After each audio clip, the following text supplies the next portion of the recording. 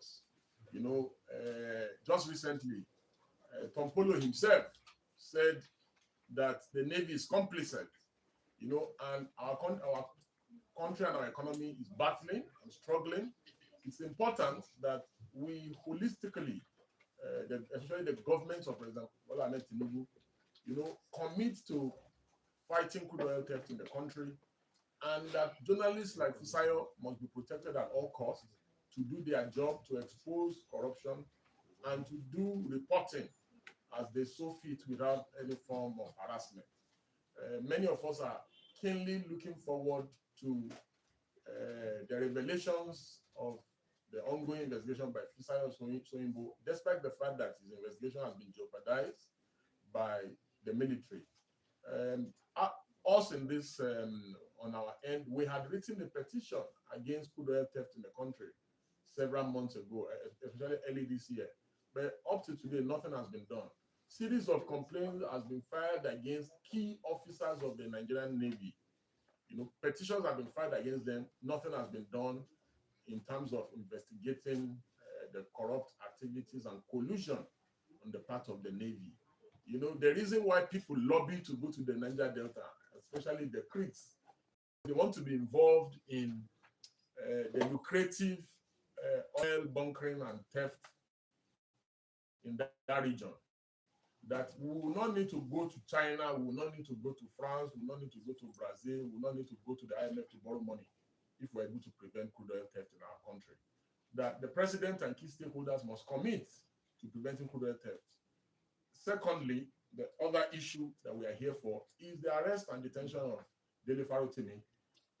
Farotimi, a lawyer and a rights activist, and also a political activist in the country, was abducted in Lagos in his office on the instruction of the Nigerians after our revered father and leader in the legal profession had petitioned that Farotimi in his book defamed him. Well, it is unfortunate and regrettable that our revered father and leader in the profession will resort to using the police to harass, intimidate, and arrest a fellow lawyer, someone who is speaking up against the ills in society, that if Baba felt defamed, that the ordinary thing that one would have expected him to do is to have use civil remedies, to sue Farotimi, that when people who have condemned institutional abuse of institutional power in the past, like Baba, now resort to doing same, it is most unfortunate. Of the idleness of the police and other security agencies, that's why insecurity festers in the country. That the time, the resources used to fight ego wars on behalf of powerful, influential, and wealthy citizens, that those resources, taxpayers' money, should not be used in ego wars, and in pleasing people who feel defamed. That taxpayers' money should be used to fight bandits, to fight insecurity, to arrest dangerous criminals who have committed crimes such as murder, armed robbery, theft, rape, kidnapping. That is what the security agencies should focus on. I'm therefore making a passionate appeal that these insistent arrests by security agencies, especially the police, that they will continue to make the human rights index rating of Nigeria to be extremely very bad. That the president of Nigeria should make an executive, he should give an executive order restraining the police from getting involved in civil disputes such as defamation, landed matters, rent and tenancy issues, that the Inspector General of Police himself should commit, even without the president giving the executive order, that the Inspector General of Police should issue a clear directive to all officers that taxpayers' money should be saved and that they should focus on fighting crime, that civil issues are crime per se, and that they should focus simplicity on issues around crime and crime prevention. That in doing so, the Nigerian police and other security agencies like the DSS will have the trust and respect of all Nigerians at home and abroad, and that this will improve the human rights rating of the country. And finally, once again, we are here to talk about issues around the opposition. that we currently have a bad and a weakened opposition in the country. That it's unfortunate and regrettable that as of today, there appears to be non-existence of the opposition political party. That a situation where key issues, key decisions of government are not being challenged at all by the opposition political parties. That it sends the message that the opposition is completely in bed with the government in power. I have said this time and time again that the only way Nigeria will progress is if we have a viral and a credible opposition. That the beauty of democracy, what strengthens democracy and the tenets of democracy is when the opposition is up and doing and it's alive to its responsibility. That what we currently have in the PDP and the Labour Party are a compromised opposition. I have even heard that some people in the opposition are planning to sue me. That is what I've just heard. That they are planning to sue me because I have told them that they are not a credible opposition and that they are not doing the work of opposition. The remarks that they are angry about, metaphorically speaking, as to them being a tea-serving and a kilishi-serving opposition party. Yes, the idea is that opposition must be fierce, opposition must challenge, opposition must confront the government in power. If my remarks, which comes very strongly about my perception and my resolve about providing credible opposition to the government, if this remark is too hard a pill for the opposition to swallow, then it is most unfortunate and regrettable. For me, on my part, I remain committed to putting key actors in government on their toes, and I charge the entire opposition in the country to do so. That the opposition is on trial. The opposition is on trial because the opposition is failing in its constitutional responsibility of holding government at all levels accountable. That the government in power borrows loan from time to time, and that there is no resistance in the National Assembly, either by the PDP, Labour Party, or NNPP. That the opposition, the current opposition in the country, is sleeping. So the PDP National Chairman and the PDP National Secretary, who have said that my remarks about tea serving and kilishi serving is defamatory. What is defamatory in asking you to be a credible opposition? And if anybody focuses now on attacking the opposition, before I'm accused or alleged of working with the APC government or trying to demoralize opposition, all I have asked is that you people should hold the government accountable. Anybody still attacking Obi, anybody still attacking Atiku at this point, or still attacking leadership of the opposition political parties, will also be complicit. The allegations that we have alleged them to be working for the government in power will also be guilty of same. The idea right now is that the APC government, the Bola Ahmed Tinubu government, should be seen as a common enemy. Everyone should be pointing accusing fingers at them. So I don't want to go on a tantrum with them to say, oh, sue, we will not sue. I don't want to be part of the distraction. Therefore, I withdraw the tea serving and the kilishi serving remark, and so that peace can reign. But if they still want trouble, I am ready and available perpetually in this regard.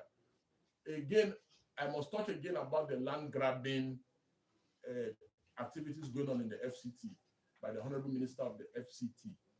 The reason why we must talk about this is today we have with us a victim of the ongoing demolitions of houses in the FCT and parks and recreation centers in the FCT.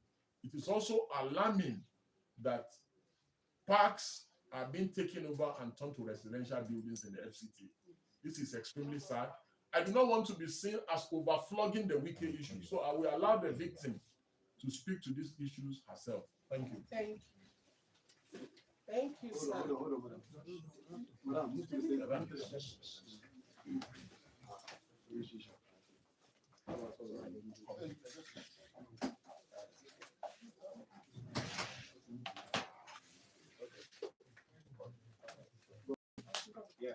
Okay, I'm here to talk about my land that was taken by the Federal Minister of FCT.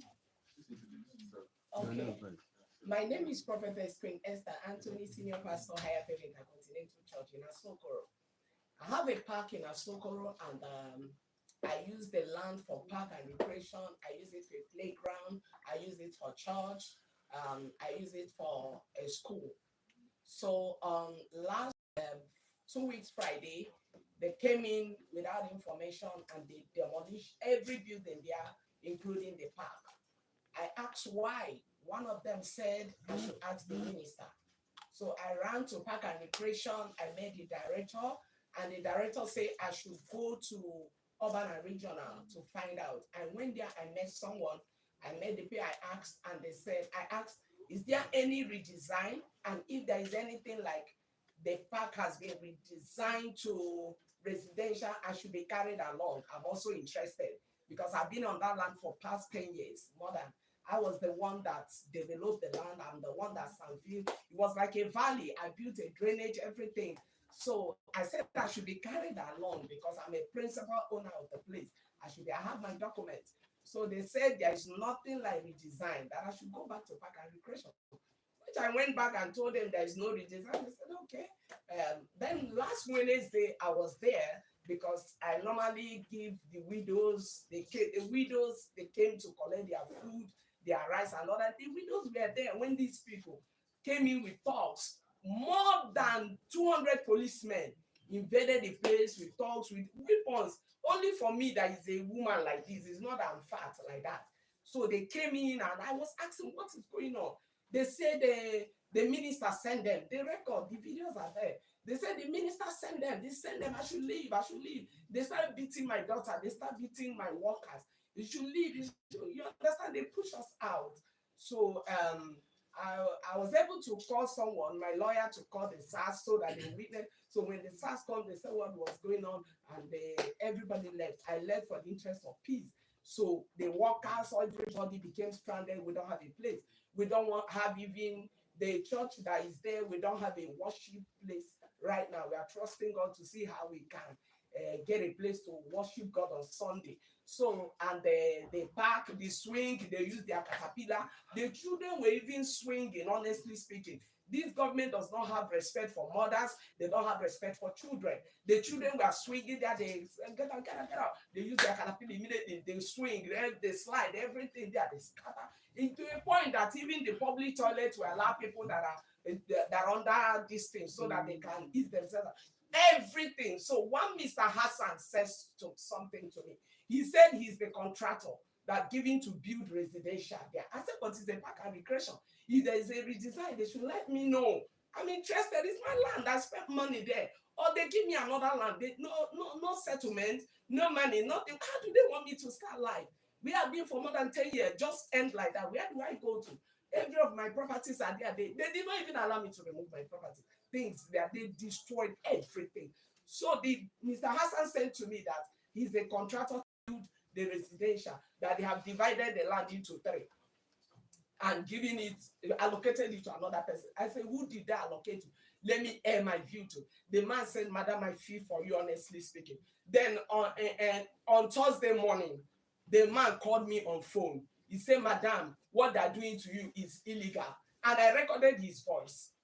So what they're doing to me is illegal, that the process they're taking is not right. It's not good to treat me like that. This and that's okay, no problem. So who is taking my life? Said the Minister of FCT is interested. He has taken it. I said, I don't have a problem. I've never spoken. I'm not a politician. I don't belong to politics. I've never spoken against any politics, whether PDP or APC. I pray for everybody for good of the nation. That's what I do. So I've not spoken to anybody. I've not done any bad thing to wicked. If Minister of FCT loves my land, I think he should give me his house and take my land, or give me another place. Let there be a swap. But this, you can't keep me stranded. He's a father. He has a wife. He has a mother. He can't just keep me stranded like that. So I am here so that the judiciary, we are going to court, so that the judiciary will give us justice and also God vengeance, and let him do the needful. I believe that Minister of FCT is a father to all. So he should not treat us the way he treats us.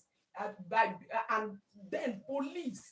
Why would more than 200 police come for me and beat my daughter and beat all of us? Did they come to fight us? Did we do them anything? So that's why I'm here to speak up, because this is injustice. Is wrong to do to me that as a woman.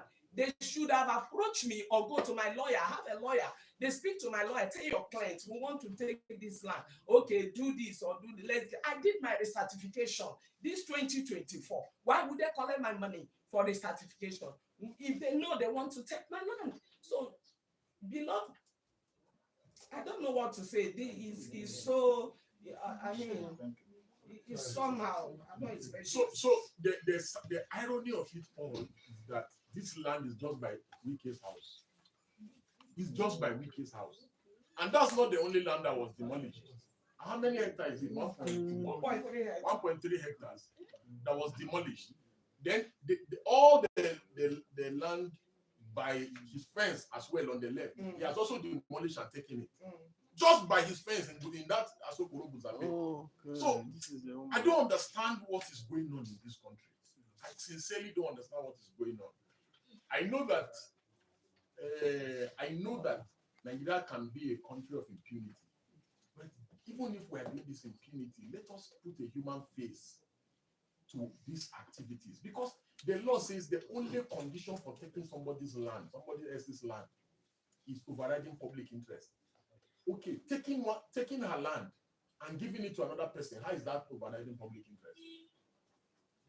So what they do is they take this land, then sell it to somebody, then that other person they sell it to within, who is among their people, will now go and sell it at a higher price to a third party.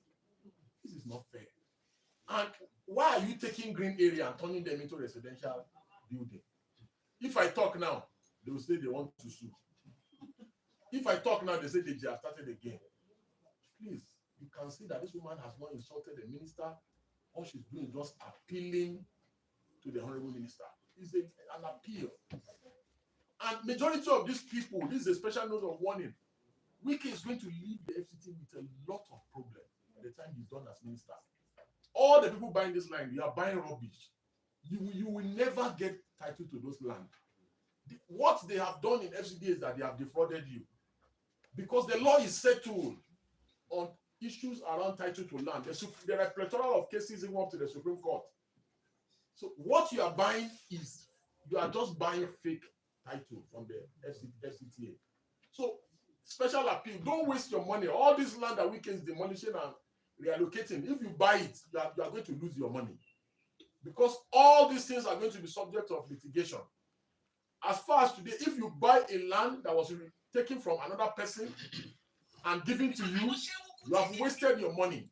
Because all these issues are going to be lispendis. That's what it's called in law. They're going to be all the land and all the title issues will be subject to litigation.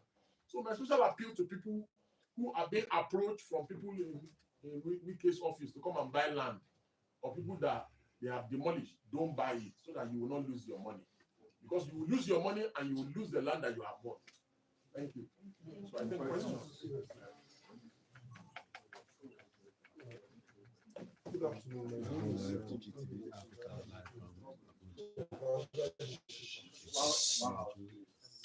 I have one question for you and one question for Madam. Let me start with yours. We are talking about the things that are happening in the country, and then there is a contentious issue I would like for you to give us your thoughts. The country seems to be divided over the issue of tax reforms. Do you see us, the opposing parties, particularly those from the north and from the south, coming together to reach a consensus with the way things are going? You can recall that even in the Senate, the Deputy Senate President said the National Assembly will suspend. The Senate President came yesterday and countered it. This kind of show of shame and dance at the highest lawmaking, the pinnacle of lawmaking in our country. Where do you see it taking us to? And what are your views generally about that topic?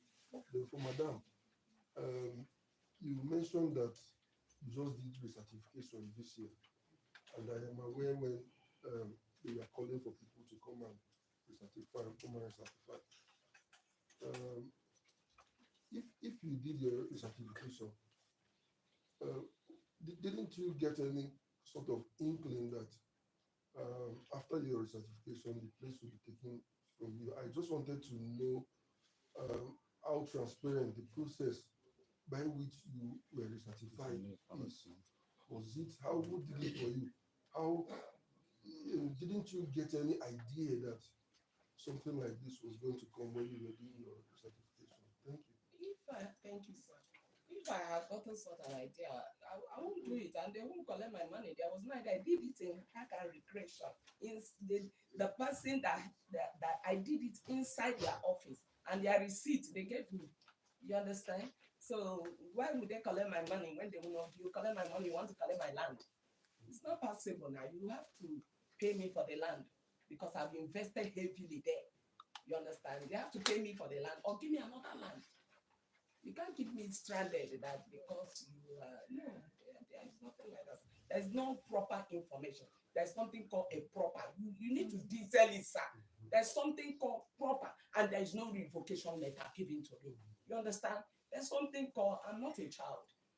So additionally, on the part of the law, there's a procedure. I don't know where the FCT minister does not like to follow due process of law. He must take them to a tribunal. There's a tribunal. It is after the FCTA has won. You can go ahead and start bringing bulldozers. And he just carried bulldozer, no letter of revocation, nothing. He just operates brazenly as if we were in animal farm. So you see, I have already given him my own piece the last time. I don't want to keep hitting somebody that's not fighting with me again. I don't think he's fighting with me again. Or is he still fighting with me? I don't think so. So as regards to the issue of the tax reform that we're talking, it's a bulky law. Well, I'm still reading the law.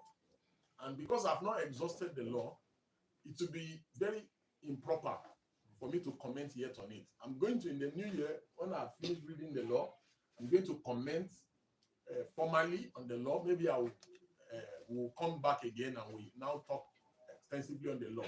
But the people shouting that they don't want the law, government must listen to them. You see, government exists primarily on the benefit and the purpose of the people. And that is why Section 14 of the Constitution says that sovereignty lies with the people, from wherein government derives all its powers. You understand? So it is the people who are the sovereign. Government they are just caretakers. So the people shouting, we don't want this, we don't want this, government should listen to them. And government should consult extensively. What's the rush? What's the hurry about? Government should consult widely. I'm still in the process because there are 4 different laws, 4. And one is so bulky. In fact, it will surprise you to know that majority of the senators, only 4 senators got the bill. And they already did second reading for the bill. Even the senators did not have the bill. It was when the pandemonium started that they started saying, we want the bill, we want to have a copy of the bill. I have just gotten copies of the bill, and it's too voluminous. So until I finish reading the bill and seeing the salient points of the bill, looking at the merit and the demerit of the bill, then I'll not be able to comment on it. If I comment on the bill now, I'll be commenting from an uninformed position. And I want to comment so that it's just like when I commented on Wiki, I did my research. So by the time I spoke, even him, you see that there has not been any rejoinder from him. So I want to be as explicit and clear in that regard. Hello, sir. Yes. My name is Bemiga.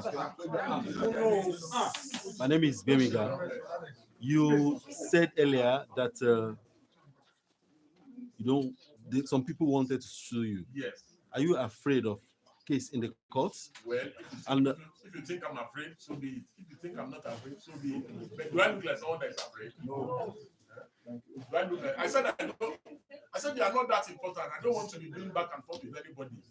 You understand? And I said I've withdrawn the statement. And I told you additionally that if it was weekend now, I would have been happy. I told you that if it was weekend, I would have been happy. That I don't want, because now if I do it, they say, oh, I'm also part of the distractions. They are distracting opposition, want to be fighting opposition when we should be facing the government in power.